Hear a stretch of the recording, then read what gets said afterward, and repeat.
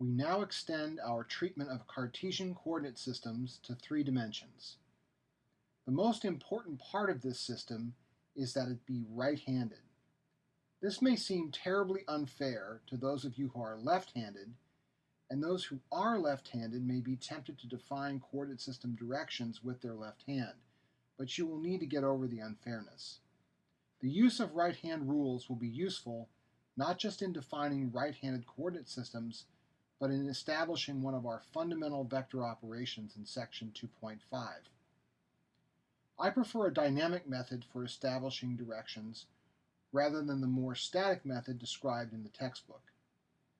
In this method, we have 2 degrees of freedom, if you will, in defining the position of our hand. Where we point our right fingers in hand in a handshaking configuration, and how we orient our palm by rotating our fingers in right hand about an axis that runs along our right forearm. Begin by choosing X and Y axes as shown in figure A. Where should Z then point? Using our right-hand rule, we stand at the origin and point our fingers right hand towards the first axis, the x-axis, as though we were going to shake hands with the X label at the end of the axis. We then orient our palm so that when we close our fingers into a fist, our fingers sweep in the direction of the second axis, the y-axis. Alternatively, we orient our palm so that a vector emanating normal from our palm is aligned with the second axis. If we let blue represent our fingers and red represent the orientation of our palm, we see that our right hand has to have this orientation in order for our fingers to close towards the y-axis.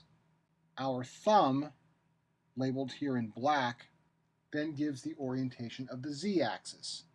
We can supplement this slide with the 4 alternative right-handed systems shown in figure 217C. Talking through these one at a time from left to right, we orient our fingers in blue and our palm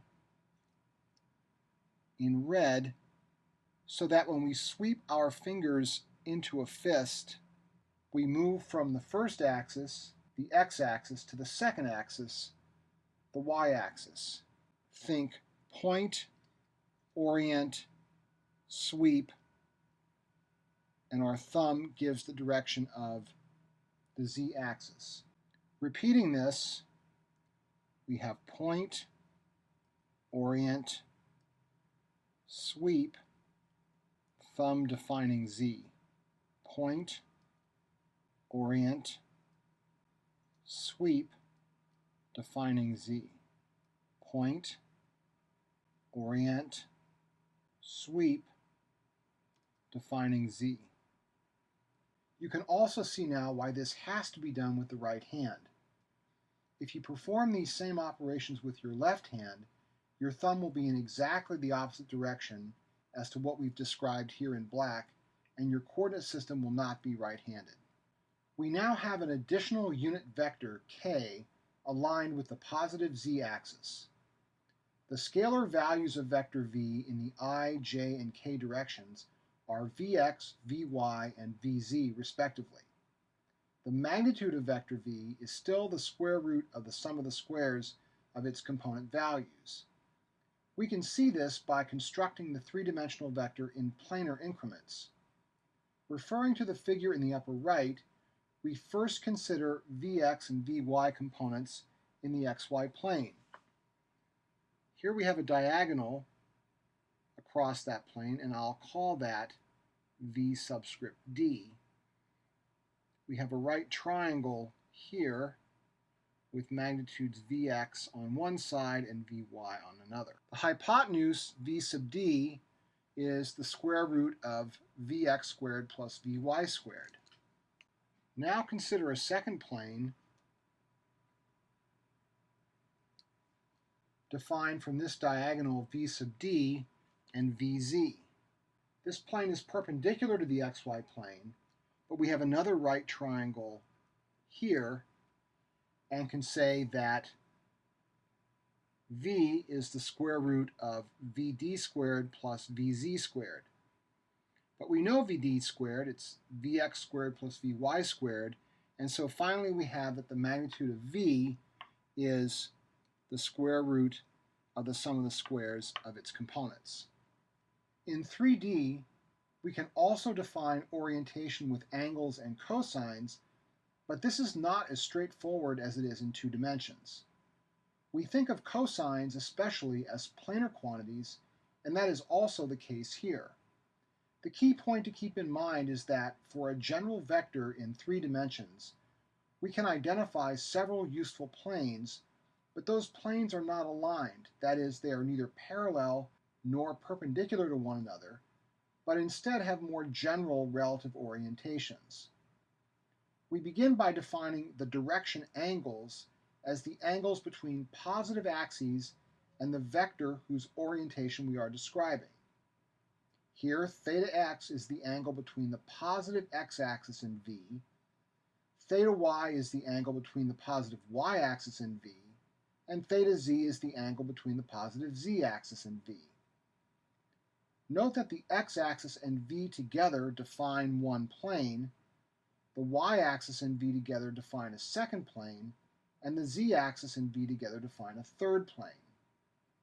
The shading around the angles provides a sense of each plane's orientation, and the relative orientation of each plane with respect to the other two is not easily described. Within each of these planes, we define a direction cosine as the ratio of the adjacent side to the hypotenuse of the right triangle. To emphasize the location of the right triangle, we sketch the triangle and use our right triangle icon to indicate the location of the 90-degree angle. Here, the perspective view makes the right triangle involving V and the x-axis the most difficult to see, but it is outlined in black. The right triangle involving Vy and V is outlined in red, and the right triangle involving Vz and V is outlined in blue. In each case, the adjacent side is the vector component Vx, Vy, or Vz, and the hypotenuse is the magnitude of V. This leads to the direction cosines being defined as the ratios shown here. We can now write our vector expression as vector V equals V cosine theta x in I plus V cosine theta y in j plus V cosine theta z in k. We can also pull out the vector magnitude and write this as V times quantity cosine theta x in I plus cosine theta y in j plus cosine theta z in k. But note that in doing so, we have partitioned the magnitude from the direction, which means that this quantity is a unit vector that points in the direction of V. Since the magnitude of the unit vector is 1, this immediately gives us the result that the sum of the squares of the direction cosines is 1. This tells us that only 2 of the direction angles are independent.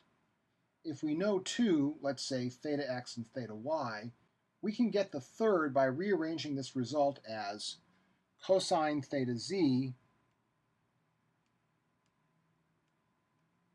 equals plus or minus the square root of 1 minus cosine squared theta x minus cosine squared theta y.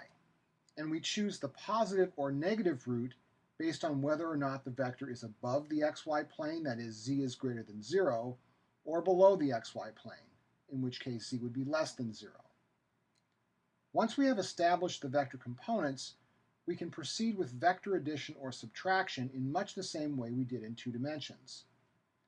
We saw in the previous section that resolving components into mutually orthogonal directions permitted us to sum components in x and y independently, effectively turning a two-dimensional problem into two one-dimensional problems.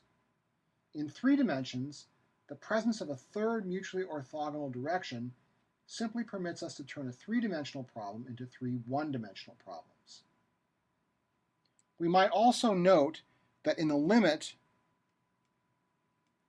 that the 3-dimensional problem goes back to the 2-dimensional problem, our vector will lie in the xy plane and theta z goes to 90 degrees.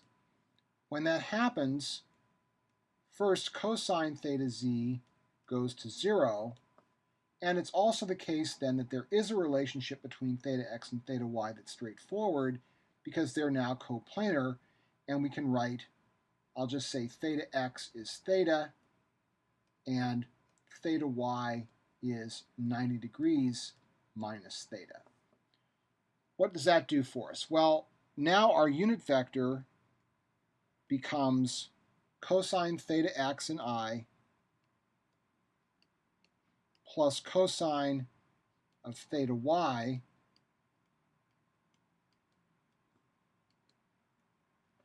in j.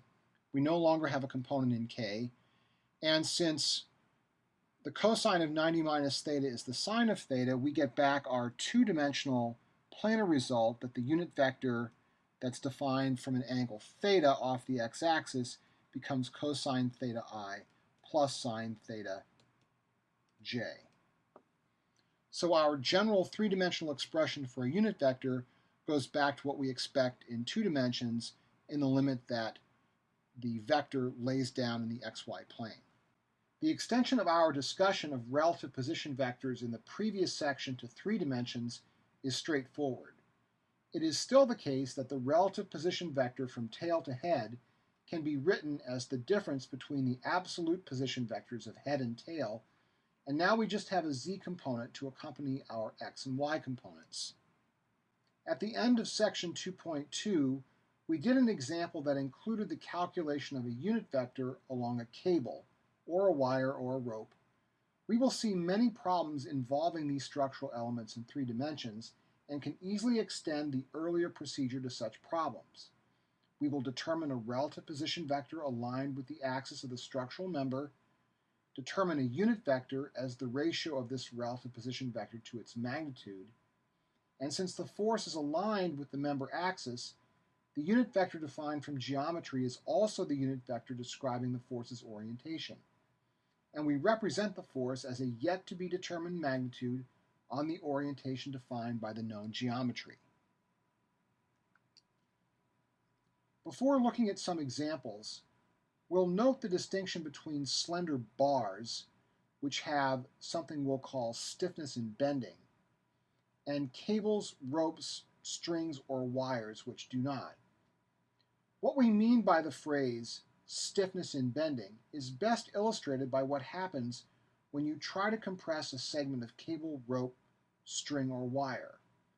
These elements simply collapse on themselves or crumple when you attempt to push the ends towards each other because they have no ability to resist any displacement transverse to their axes. They only act as structural elements when they are taut or in tension.